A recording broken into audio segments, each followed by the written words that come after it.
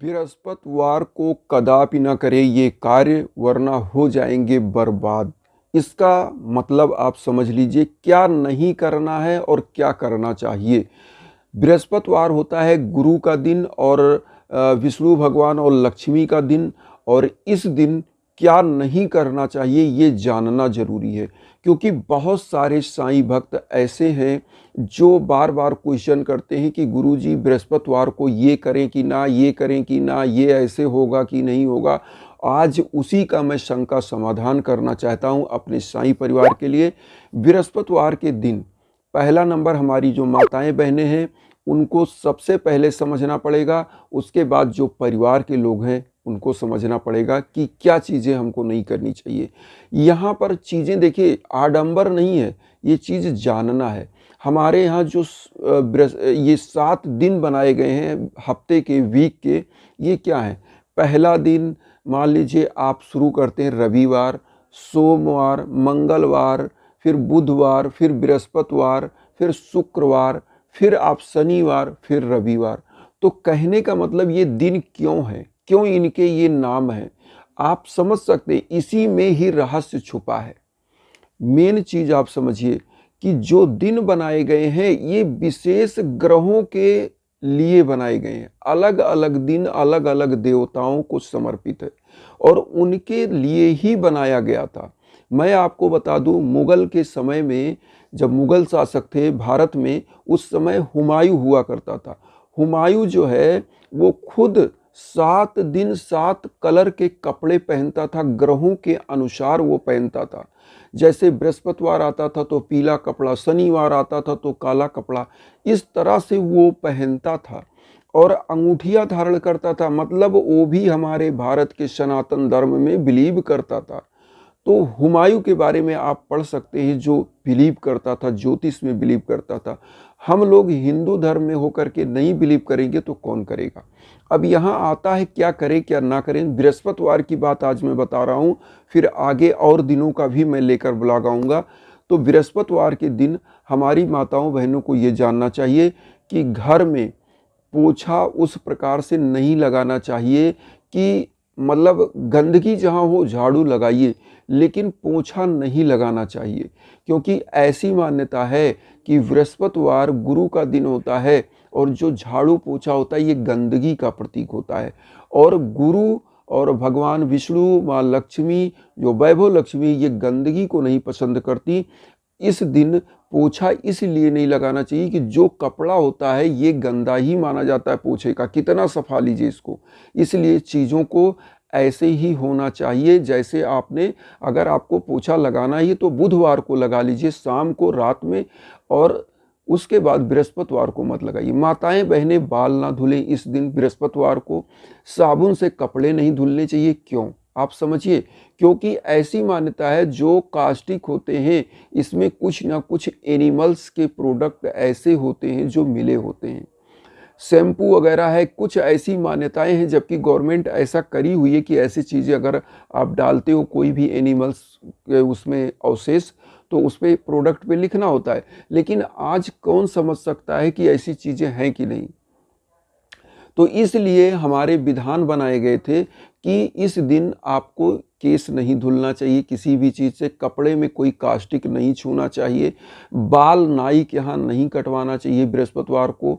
इसीलिए कि आप एक चीज़ समझिए, जो हमारा ब्रह्मांड होता है, बाल क्यों नहीं कटाना चाहिए, ये होता है एक ज्ञान का प्रतीक, गुरु का प्रतीक। तो जब इसको कोई आपके सर पे टच करता है, जो उस्तरा होता है, कितने लोगों का बाल काटा गया, कौन पॉजिटिव ऊर्जा का था, कौन निगेटिव ऊर्जा का, और उसी उस्तरे से, उसी कैंची से आपका बाल काटा गया। तो चीज़ें यहाँ दिक्कत है। इसलिए गुरु के ऊपर किसी अपवित्र चीज़ को नहीं छुआना चाहिए। इस दिन आपको कोशिश करना चाहिए, संयम के साथ रहना चाहिए, जानवरों को नहीं मारना चाहिए, कोई भी जान लीजिए। गुरुवार का जो दिन होता है ये गुरु का दिन होता है और समस्त जानवरों में, समस्त जीवात्माओं में गुरु का वास होता है। क्योंकि जो ज्ञान होता है वो गुरु का होता है और समस्त जीवात्माएं कहीं ना कहीं उस परम पिता परमेश्वर की ही बनाई हुई है। और हमारे साईं कहते हैं कि सबका मालिक एक है, वो कोई भी जानवर हो, जीव हो, चाहे मनुष्य हो, कुत्ता, बिल्ली, मतलब एक नाली का कीड़ा भी हो, तो उसमें भी जो जीव है वो परमपिता परमेश्वर ने ही बनाया है। बस उनके अलग अलग विचरण के तरीके हैं, कोई नाली में है, कोई बाहर है, और कुछ लोग तो बाहर रहते हुए भी उनके चरित्र, उनके दिमाग ऐसे होते हैं कि वो नाली से भी बदतर हैं, जो लोगों को कष्ट पहुंचाते हैं, लोगों को हर्ट करते हैं, तो वो जानवर के समान ही है। तो यही चीज़ें हैं कि बृहस्पतिवार को ये चीज़ नहीं करनी चाहिए। जो बताया गया है हमारे धर्म शास्त्र में, एक एक चीज़ शब्दशः सत्य है, आप समझ के चलिए, क्योंकि जो पुरातन समय में लिखा गया है वो सत्यता है। इस दिन करना क्या चाहिए? गुरुवार के दिन अब आप समझिए क्या करना चाहिए। साईं बाबा एक दीप प्रज्वलित करते थे द्वारका माई मस्जिद में, मंदिर में, आप जानते होंगे। उस मंदिर में बाबा वहाँ बैठकर उस दीप को एकटक निहारते थे, और बाबा डेली एक दीप जलाते थे। लेकिन गुरु के नाम पर एक दीप जलाइए, और गुरु का नाम पर जो दीप आप जलाएंगे ये ज्ञान का दीप होगा, आपके घर परिवार में प्रकाश फैलाएगा, ज्ञान रूपी प्रकाश, और अज्ञान रूपी अंधकार को दूर करेगा, और परिवार हमेशा उन्नति की तरफ चलेगा। ये छोटी छोटी चीज़ें हैं जो जानने की ज़रूरत है। लेकिन यहाँ पर आदमी क्या करता है, कुछ नहीं जानना चाहता, सोच रहा है मैं लेक्चर दे रहा हूँ बैठ के, इनसे ज़्यादा ज्ञानी तो मैं ही हूँ। मैं ये नहीं कहता मैं ज्ञानी हूँ, लेकिन इन चीज़ों को सुनना चाहिए। अगर कोई बता रहा है, क्या बोल रहा है, सुनिए। आपको लगता है अच्छा, आप उसको फॉलो करिए, नहीं लगता है तो हटाइए, क्योंकि कहा गया है कि साधु ऐसा चाहिए जैसा सूप शोभाए, सार सार को गही रहे, थोथा दे उड़ाए। मतलब संत या मनुष्य ऐसे चाहिए जो तथ्य वाली चीज़ें हैं, मूल्य वाली चीज़ें, उनको आत्मसात करना चाहिए। जो अज्ञान वाली चीज़ें जो बेकार है उसको हटा देना चाहिए। तो जो ज्ञान कोई दे रहा है उसको पहले सुनना चाहिए, उसको फॉलो करना चाहिए।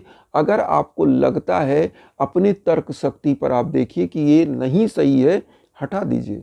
मैं नहीं कहता कि मैं बहुत बड़ा ज्ञानी हूँ, लेकिन अपने साईं परिवार के लिए मैं, जब तक मेरे अंदर जान है, जब तक मैं अपने सामर्थ्य के साथ हूँ, आपके साथ मैं कैमरे पे बैठ सकता हूँ, मैं बिल्कुल आपके लिए लाता रहूँगा चीज़ें, और फ्री ऑफ कास्ट में हूँ।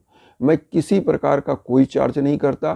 कुछ चीज़ें मैं ज़रूर बताता हूँ, हवन वगैरह ये सब चीज़ें, तो उसमें जो पैसे लगते हैं, चूँकि मैं आपको बताऊँ जो अर्जियाँ मैं लगाता हूँ, इस अर्जियों पे 7,000, 8,000, 10,000 मैं खुद महीने का खर्च करता हूँ। तो इतना पैसा नहीं होता कि मैं हवन किसी के लिए, जैसे इतना कास्टली लकड़ियाँ उसमें होती हैं, जो इंग्रेडिएंट्स पड़ते हैं हवन में, तो उन चीज़ों को कर पाना।